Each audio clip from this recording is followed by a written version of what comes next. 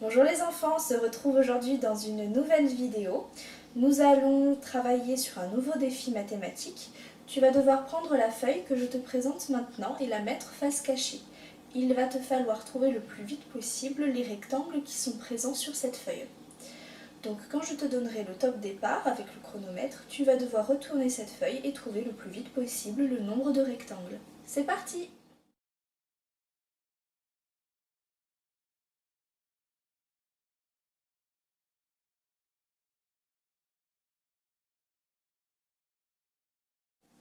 Très bien, on se retrouve maintenant. Il va falloir que l'on vérifie notre réponse. Il va falloir pour cela que tu cherches avec le gabarit d'angle droit et les bandelettes de papier qui sont à ta disposition. Pour retrouver les rectangles, tu vas devoir t'appuyer sur les propriétés suivantes. Un rectangle possède 4 angles droits et il possède ses côtés opposés de même longueur. Je vais te laisser un temps de réflexion pour voir et vérifier tes réponses. Donc tu vas mettre sur pause la vidéo et maintenant je te laisse vérifier. On se retrouve après pour les explications.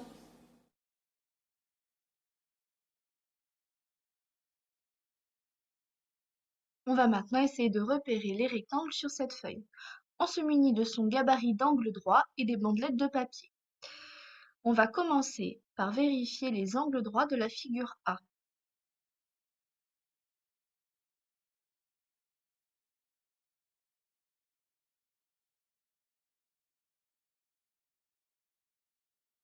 Comme tu peux le constater, la figure A possède bien 4 angles droits. On va maintenant vérifier que les côtés opposés sont de même longueur. Et pour cela, je vais utiliser une bandelette de papier. Je vais prendre la mesure d'un côté et la reporter de l'autre.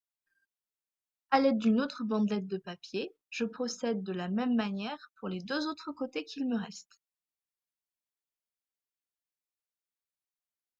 A est donc bien un rectangle.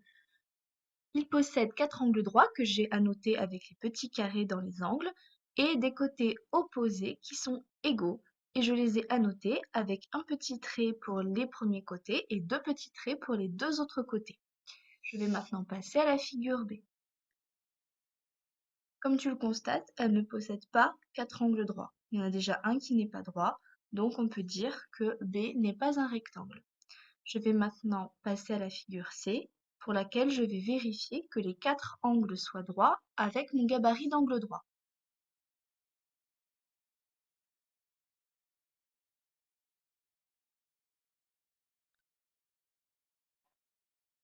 Les 4 angles sont droits.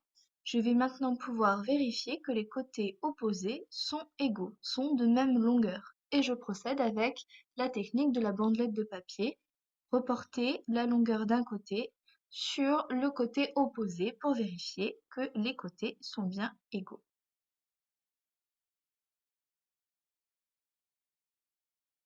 C'est bien le cas.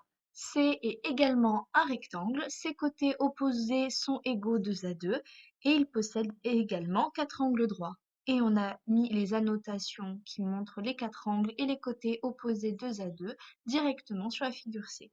Je passe maintenant à la figure D, je vérifie qu'elle possède 4 angles droits. Ce n'est pas le cas.